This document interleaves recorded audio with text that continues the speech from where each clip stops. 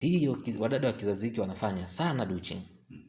Douching ni kile kitendo cha huyu mwanamke hasa wakati wa kujisafisha, inawezekana wakati wa kuoga au wakati wa usafi wa aina yoyote, lakini asilimia kubwa wakati wa kuoga, wanatumia sabuni kali kusafishia sehemu yao ya siri ama kusafishia uke.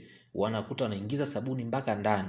Cha kufanya hiyo douching, kuintroduce zile some chemical kwenye eneo la sehemu yako ya siri ama uke, wewe binti unajihatarisha kupata PID. Kivipi? Kwa sababu Mwenyezi Mungu alivyoumba haya maumbile, kila sehemu kuna bakteria ambao tunaita normal flora. Maana yake wako katika eneo lao, ila hawawezi kuleta madhara kwa sababu katika eneo lao.